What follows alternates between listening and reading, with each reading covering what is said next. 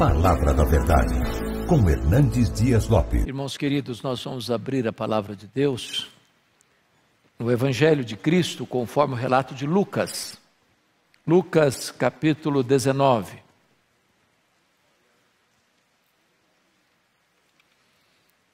Leremos até o versículo 10, de 1 a 10.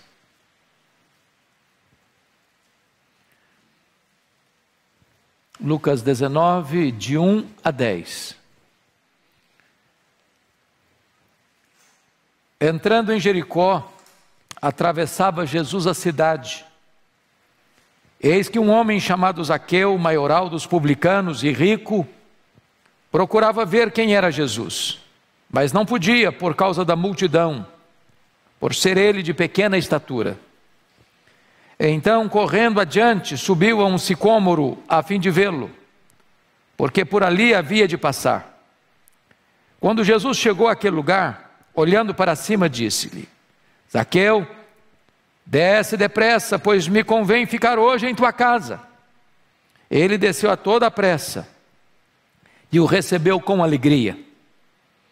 Todos os que viram isto murmuravam, dizendo que ele se hospedara com um homem pecador. Entre mentes, Zaqueu se levantou e disse ao Senhor: Senhor, resolvo dar aos pobres a metade dos meus bens. E se em alguma coisa tenho defraudado alguém, restituo 4 vezes mais. Então Jesus lhe disse: Hoje houve salvação nesta casa, pois que também este é filho de Abraão, porque o Filho do Homem veio buscar e salvar o perdido. Amém. Eu quero pensar com vocês hoje sobre o tema o encontro da salvação. Jesus está passando por Jericó. Jericó é a cidade mais antiga do mundo. Jericó é a cidade que está no nível mais baixo do planeta, a 400 metros abaixo do nível do mar. Jericó era a cidade adornada naquela época e ainda hoje, com palmeiras, na verdade tamareiras. Era a cidade das fontes termais, era a cidade do lazer, era a cidade do luxo e do comércio, belíssima naquele tempo, onde ficava os jardins e o local onde via de regra Herodes passava suas férias. Jesus está passando por essa cidade, belíssima cidade, com seu arvoredo, esvoaçando a sua cabeleira ao soprar do vento. Jesus presente naquela cidade, era na verdade a grande oportunidade de Deus para aquele povo. Vale destacar que Jesus está passando pela última vez por Jericó. Ele está subindo para Jerusalém, e aquela seria a sua última viagem a Jerusalém, porque naquela mesma semana Jesus seria crucificado. Era a última oportunidade. Oportunidade vem, oportunidade passa. Ou você aproveita hoje, ou talvez nunca mais você terá outra chance. E é curioso que tem uma multidão acompanhando Jesus, se acotovelando. Mas dessa grande multidão, só 2 homens são salvos. Um deles é um homem rico, Zaqueu. O outro era pobre, mendigo. E é curioso porque um está à beira do caminho, o outro está empoleirado numa árvore. Um precisa se levantar, o outro precisa descer. É curioso que um era esquecido, o outro era odiado. Um aristocrata, outro mendigo, paupérrimo. E por que esses 2 retratos? Para mostrar-nos uma coisa: Jesus não faz acepção de pessoas. Ele valoriza o pobre e ele valoriza o rico. O pobre e o rico são tão carentes da graça de Deus. Ele ama um, ele ama outro. E eu gostaria então de, nesta noite, me deter neste personagem chamado Zaqueu. E encontrar aqui 3 verdades que eu quero enaltecer e destacar. Primeiramente, os obstáculos para um encontro com Jesus. Que obstáculos Zaqueu precisou enfrentar para ter um encontro salvador com Jesus? Primeiramente, irmãos, ele precisou vencer o obstáculo da sua profissão. Olha comigo o verso 2. Eis que um homem chamado Zaqueu, maioral dos publicanos e rico. Bom, quando diz que ele era publicano, isso significa que ele era empregado da Receita Federal de Roma. Mas diferente do que nós temos hoje. Roma era um grande império, que tinha muitas províncias, muitos povos debaixo do seu controle e governo. Não tinha todo o aparato que nós temos hoje de controle. Então Roma dava uma espécie de autorização para alguém receber os impostos, repassando um valor definido para os cofres de Roma. Mas este alguém tinha poderes para cobrar mais, sem qualquer limites, desde que repassasse os valores para Roma. Então os publicanos eram esses coletores de impostos, odiados da nação, traidores da nação. Não podia sequer frequentar uma sinagoga.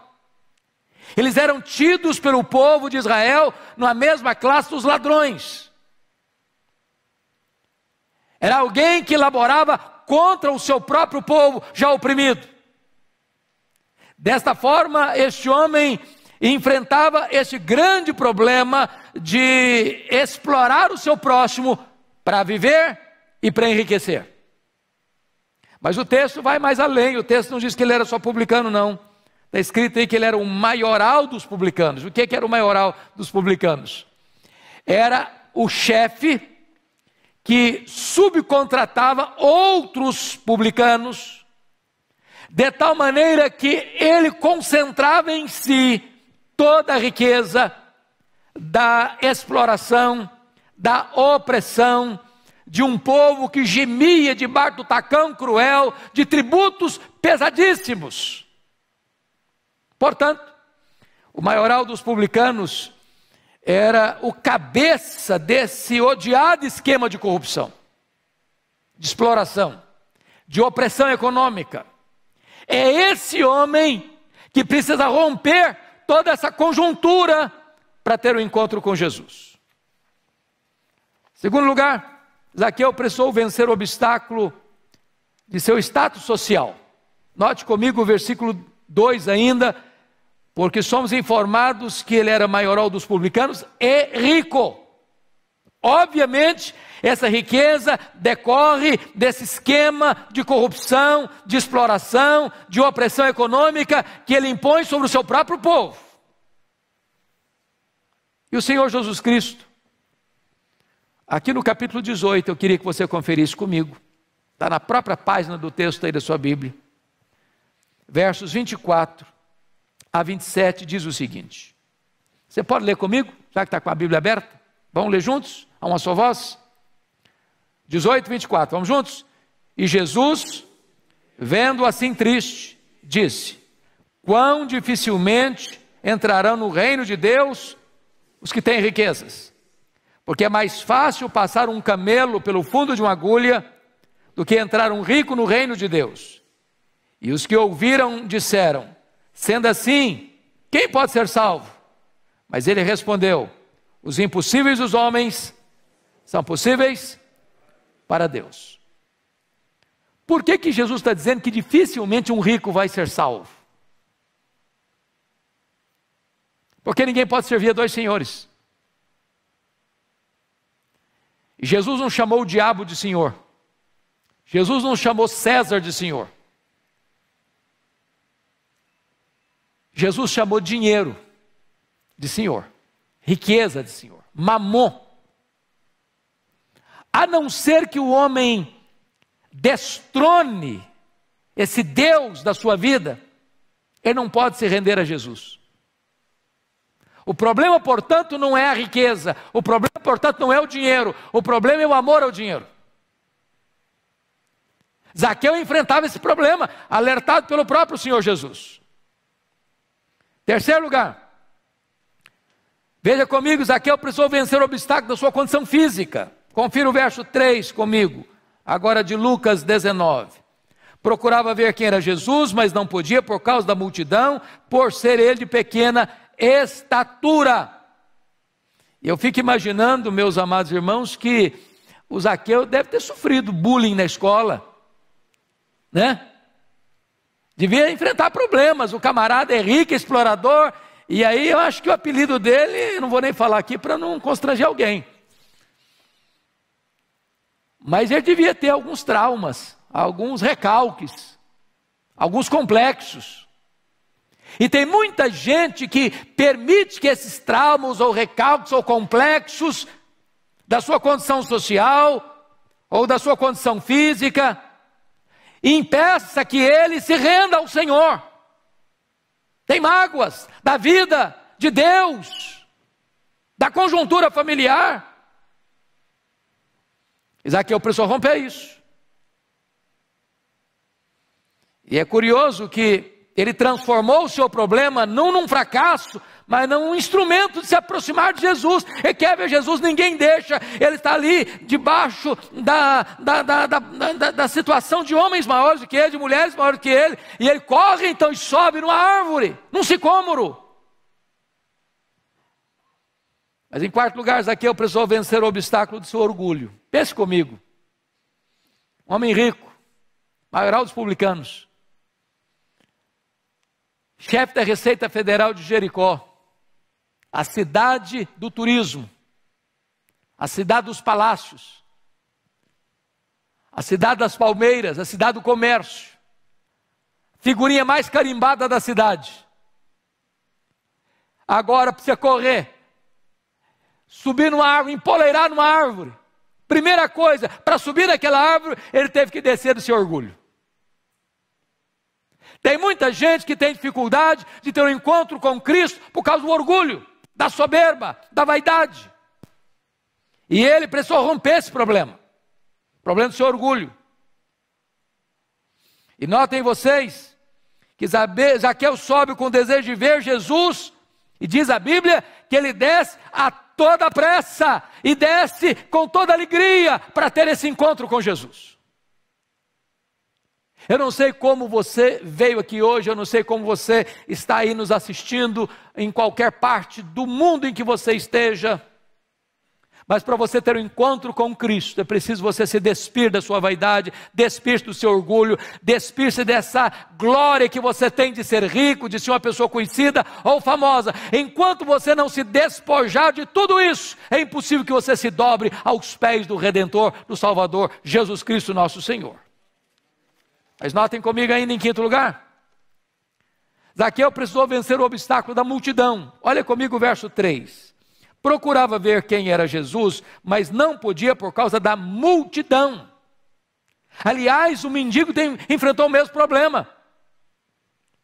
O Bartimeu começou a clamar: Jesus, filho de Davi, tem misericórdia de mim. A multidão que acompanha Jesus deu ordem para ele: se cale, pare de gritar. Não incomode o mestre. E ele continuava clamando mais alto: Jesus, filho de Davi, tem misericórdia de mim. E diz a Bíblia que Jesus parou. Diz: chamai-o. Ô irmãos, a multidão sempre é um problema, sabia? Tem gente que ainda diz que a voz do povo é a voz de Deus. Bobagem. Bobagem. A multidão, via de regra, pode estar errada. Aqui a multidão é um obstáculo, é um impedimento, cria dificuldades. Quantas pessoas que deixam de ir a Cristo por causa do amigo, por causa do parente, por causa do seu sócio lá da empresa, por causa dos colegas da sua sala de aula, por causa da opinião pública. Enquanto você ficar olhando para as pessoas, ou observando as pessoas, ou querendo agradar as pessoas, você não terá um encontro real com o Senhor Jesus. É preciso romper esse obstáculo. Mas em sexto lugar, confira comigo. Versículo 7, Zaqueu venceu o obstáculo dos murmuradores. Olha o verso 7 comigo. Todos os que viram isto murmuravam, dizendo que ele se hospedara com um homem pecador. A Bíblia tem algumas expressões que precisam ser destacadas, porque quantas pessoas murmuraram? Quantas? Todas as que viram isso, viram o quê? Viram Zaqueu empoleirado naquela árvore, e Jesus olhando para cima e diz: Zaqueu, desce depressa, porque hoje me convém ficar em sua casa.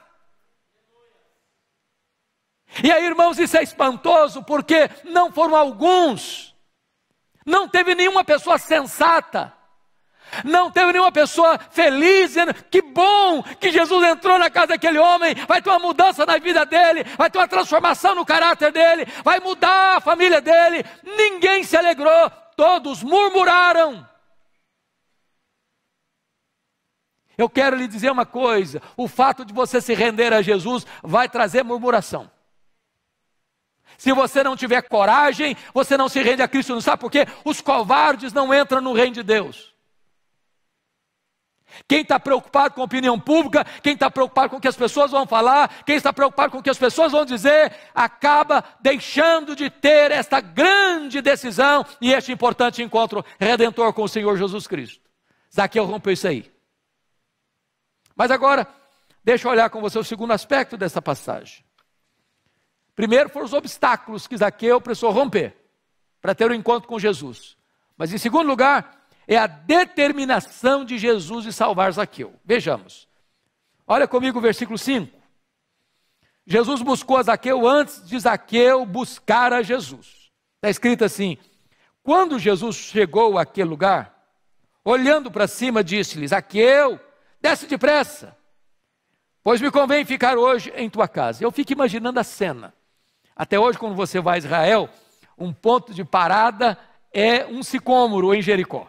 É uma árvore frondosa, tronco parrudo, galhos mais baixos, bem largos, onde uma pessoa pode subir e ficar confortavelmente lá em cima. E eu imagino Zaqueu olhando aquela multidão vindo, tentando localizar Jesus no meio da multidão. Ele procurando Jesus. Para surpresa dele, Jesus o procurava antes que ele procurasse Jesus. Jesus o vê antes que ele visse Jesus. E essa é uma verdade teológica muito importante. Às vezes nós usamos algumas expressões que precisam ser corrigidas. Quando eu encontrei Jesus. Não foi você que encontrou Jesus. Foi Jesus que encontrou você. Ele não estava perdido, perdido estava você.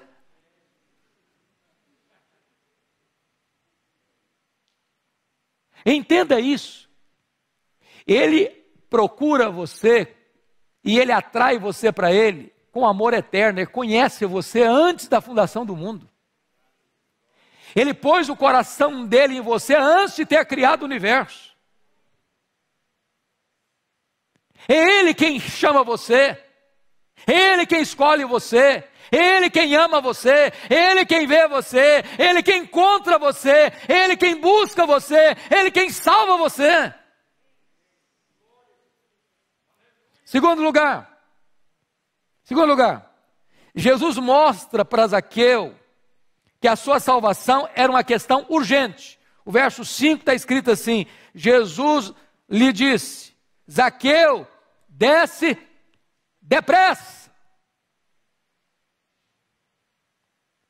Jesus poderia ter dito: deixa a caravana passar primeiro, Zaqueu, depois você desce. Irmãos amados, salvação não dá para esperar. A Bíblia, ao longo dela, ensina uma coisa: salvação é hoje. É hoje. Não é amanhã. Amanhã não pertence a você. Amanhã você pode não ter oportunidade. Amanhã o seu coração pode estar endurecido como o coração de Faraó. Amanhã você pode nem estar vivo mais. Então, quando se trata de salvação, não se deixa para depois, tem que ter pressa. Se você hoje está ouvindo esta palavra e você ainda não se rendeu a Jesus, é hoje o dia, é agora o tempo de Deus para a sua vida.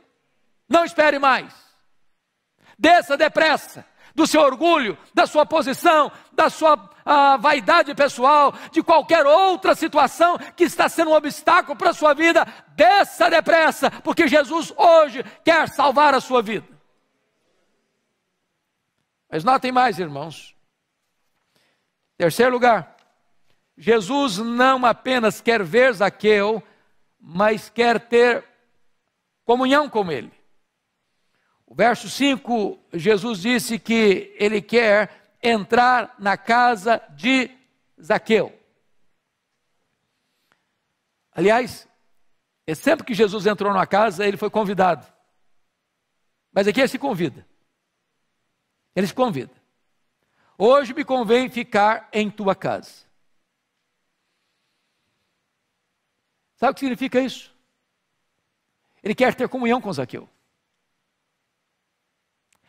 Quer desenvolver um relacionamento pessoal com Zaqueu. E o que é salvação senão isto? A vida eterna é esta, conhecer a Deus e conhecer a Jesus Cristo, seu Filho. Salvação não é apenas um dogma teológico que você abraça e crê. Salvação é mais do que isso, um relacionamento pessoal com o próprio Senhor Jesus Cristo. É você abrir a sua casa, é você abrir o seu coração, é você abrir a sua vida. Nas palavras de Paulo aos Efésios capítulo 3, é você ter Jesus habitando em seu coração pela fé, e habitar aqui, entregar as chaves para Ele, todas as chaves da sua vida. Ele é o dono da casa, Ele pode mudar tudo que tem nessa casa, porque Ele é o Senhor dessa casa, e você hospeda Jesus, não como alguém que vem e vai, mas como alguém que vem e fica como o Senhor da sua vida.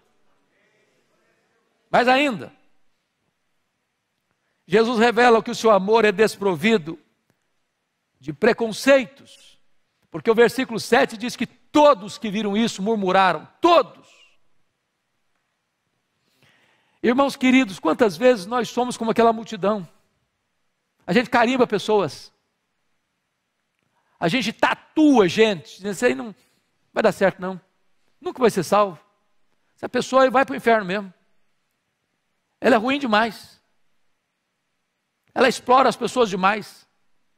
Ela faz mal para as pessoas demais. Ela maltrata a gente demais. Se dependesse da gente, talvez nós anteciparíamos e mandaríamos muita gente para o inferno, com o nosso senso de justiça. Mas a graça de Deus é tão grande que pega lixo e recicla e transforma alguém que você já carimbou, perdido, condenado. Diz, é aí que eu vou entrar com a minha graça salvadora e fazer um milagre. É aquele que está lá no prostíbulo, é aquele que está lá fumando ou cheirando cocaína, é aquele que está lá no mundo do crime, é aquele que está lá no mundo das drogas, é aquele que está lá no mundo da feitiçaria, é aquele que está enrolado com a idolatria, é aquele que é ateu e nega o nome de Deus. É aí que Deus entra com a sua salvação e faz um milagre.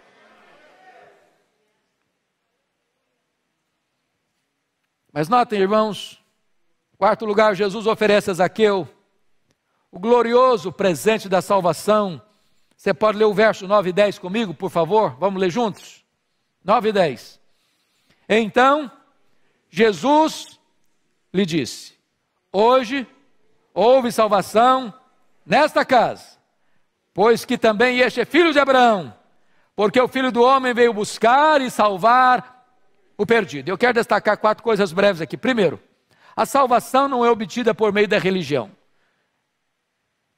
Irmãos queridos, os sacerdotes que ministravam no templo em Jerusalém tinham, a maioria deles, residência em Jericó.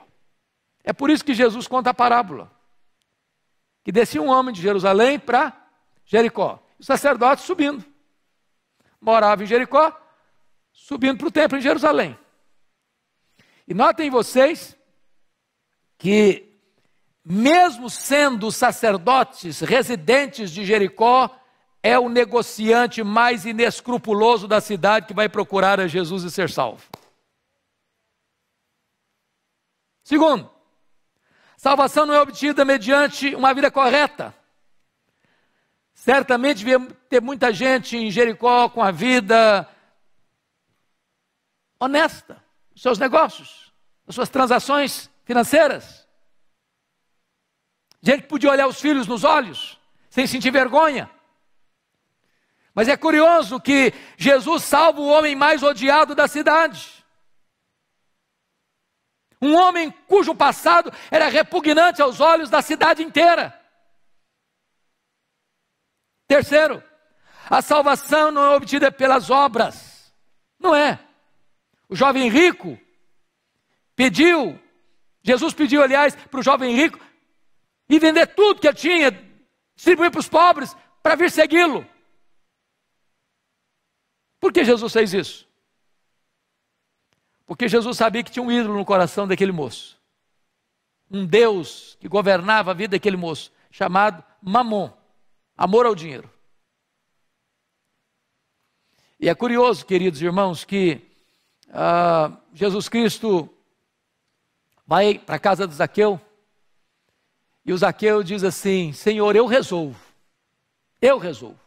dar metade dos meus bens para os pobres. E se eu defraudei alguém, e esse se aí é uma afirmativa dele, eu vou restituir 4 vezes mais.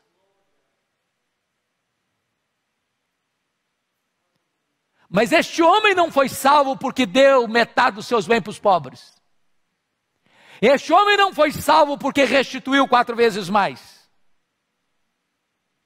Essa atitude dele não foi a causa da salvação dele. Essa atitude dele foi a evidência de que ele foi salvo. Há muitos homens, irmãos, honestos do ponto de vista financeiro, que nunca foram salvos. E a não ser que se arrependam, jamais o serão. Porque a salvação não é pelas obras. A salvação é pela graça. A salvação é uma dádiva gratuita do Senhor. Jesus Cristo, Ele veio buscar e salvar o perdido. E agora eu quero concluir o último ponto desta passagem. As evidências de um encontro salvador com o Senhor Jesus Cristo. Primeira coisa, primeira evidência, é a prontidão para obedecer o chamado de Cristo. Olha o versículo 6 comigo. A ordem de Jesus foi essa: desce depressa. Qual foi a resposta dele? Versículo 16. Ele desceu a toda pressa.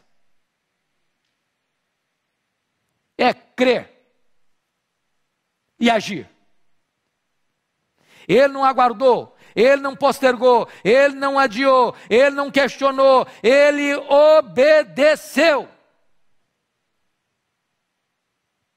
Hoje o Senhor está aqui. Esse templo é uma Jericó. Jesus está passando por aqui nessa noite.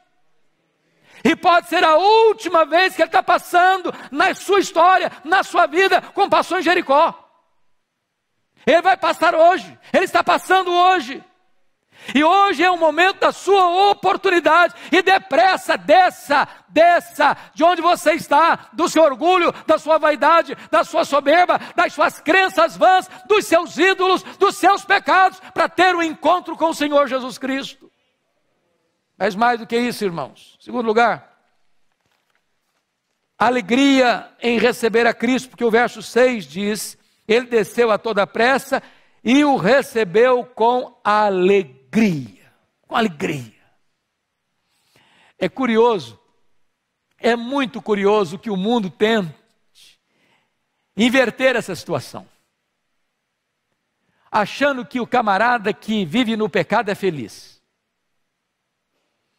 E aí você vê, e eu de vez em quando, eu fora da pandemia, quando estou vindo aqui para a Igreja de Pinheiros, eu passo na frente de uma boate, uma das ruas de Moema. E muitas vezes, meus irmãos, domingo de manhã, no culto das 8, passando por lá por volta de 7h15 da manhã, muitos jovens, adolescentes, bêbados, vomitando na calçada. E eu pergunto, é isso que é alegria? Injetar drogas nas veias, é isso que é alegria? Viver as noitadas do pecado, é isso que é alegria? É isso que é curtir a vida? É isso que é celebrar a vida? Explorar os outros, roubar, corromper, se enriquecer ilicitamente, é isso que é alegria? Não! Os banquetes do diabo são falsos. O pecado é um engodo, ele promete prazer e paga com culpa, ele promete liberdade e escraviza, ele promete vida e mata. Mas o banquete de Jesus é o banquete da graça, aí tem alegria, aí tem perdão, aí tem restauração, aí tem cura, aí tem vida eterna. É com alegria que você tem esse encontro com Ele. Terceiro lugar, coração aberto para amar e socorrer os necessitados. É outra evidência da salvação, irmãos. Veja comigo, por favor, o versículo 8. Você pode ler o 8 comigo? Vamos juntos, só a sua voz. Entre mentes, Zaqueu se levantou e disse ao Senhor: Senhor, resolvo dar aos pobres a metade dos meus bens. Se em alguma coisa tenho defraudado alguém, restituo 4 vezes mais. Vamos pegar a primeira frase. Resolvo dar. Não é emprestar, dar aos pobres a metade dos meus bens. Preste bem atenção aqui num ponto muito estratégico. A conversão atinge aquele ponto nevrálgico que marcou a vida da pessoa. Se você pudesse resumir a vida do Zaqueu, como é que se resumiria? Foi um cara que fez o quê? Explorou os outros. Ele se enriqueceu de explorar os outros, de oprimir os outros, de tomar dos outros, de levar vantagem. Ele não tinha nenhum problema de insônia pelo fato de ele ter ido lá naquela casa onde a família estava precisando do pão na mesa e ele tomava o último centavo para botar no bolso. Como muitos hoje não têm o mínimo escrúpulo de roubar dinheiro público e deixar pessoas à míngua na fila de um hospital. E agora este homem, ao ser convertido a Cristo, isso muda. Ele desapega-se do dinheiro, ele não ama mais o dinheiro, ele não põe o dinheiro como Deus na sua vida, ele se rende: Senhor, eu resolvo, eu vou dar a metade para os pobres. Esse dinheiro não é mais o dono da minha vida, esse dinheiro não é mais o Senhor da minha vida, agora o Senhor manda na minha história e eu abro o meu coração para amar onde um dia eu explorei. Isso é evidência de conversão. Mas lá tem mais. Quarto lugar, ele prova a conversão dele, não só na pressa, não só na alegria de receber a Cristo, não só tendo o coração aberto para socorrer os necessitados, dar aos pobres, mas em último lugar ele mostra a evidência da conversão dele pela prontidão em corrigir as faltas do passado. Porque o verso 8 está claro: e se em alguma coisa tenho defraudado ou roubado de alguém, restituo 4 vezes mais. A conversão, irmãos, é uma mudança. Mudança de vida, mudança de caráter, mudança de postura. O mentiroso deixa a mentira. O adúltero deixa o adultério. O ladrão deixa o roubo. O maledicente deixa de falar mal dos outros. O idólatra abandona os seus ídolos. O feiticeiro abandona a feitiçaria. O desonesto que roubou e apropriou-se ilícita e indebitamente, devolve o que roubou. E devolve quadruplicadamente.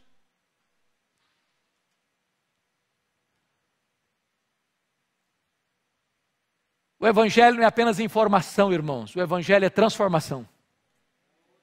Transformação. E foi isso que alcançou a vida de Zaqueu. Louvado seja o Senhor.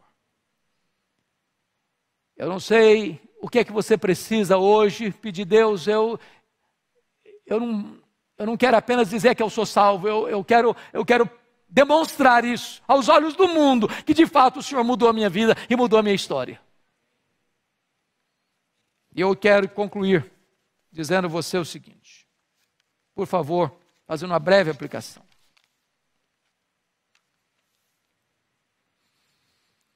Jesus é o mesmo, ontem, hoje, para sempre o mesmo. Ele não está passando hoje aqui, fisicamente, mas Ele está passando hoje aqui espiritualmente.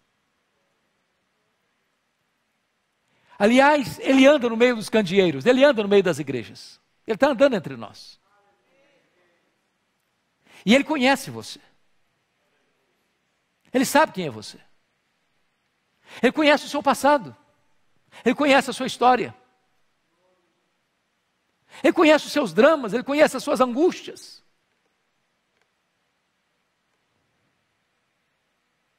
Ele sabe que o dinheiro que você tem não satisfaz você. Ele sabe que a sua posição social não satisfaz você.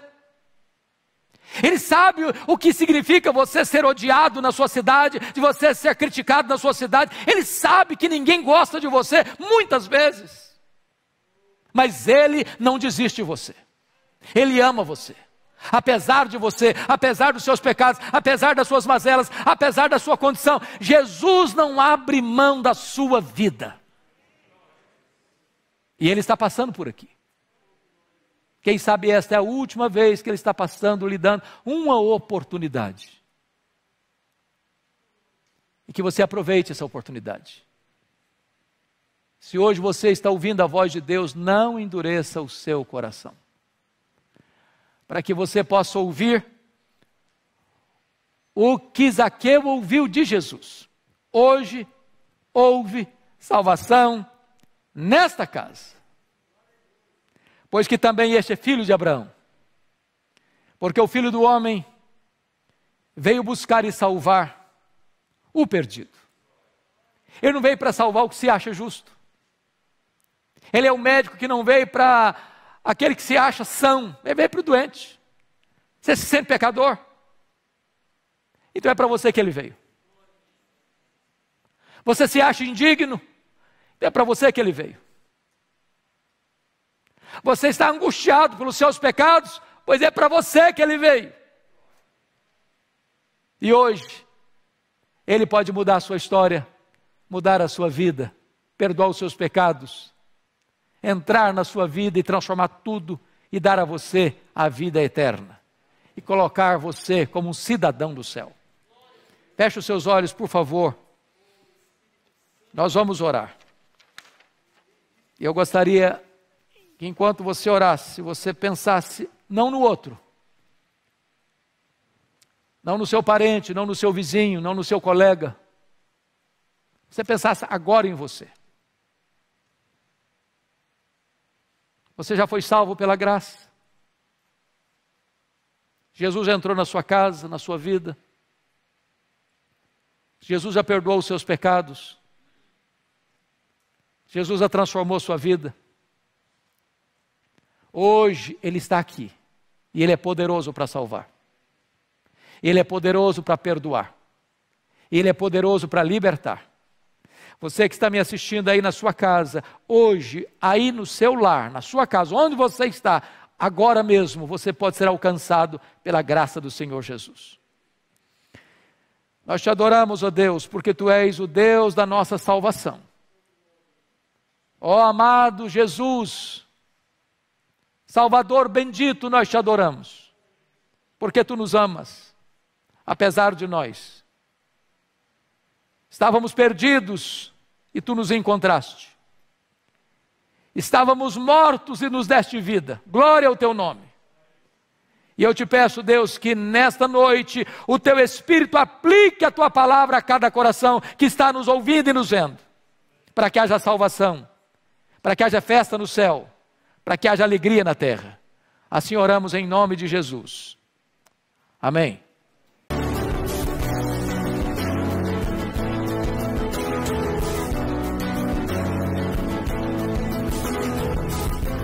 Palavra da Verdade, com Hernandes Dias Lopes.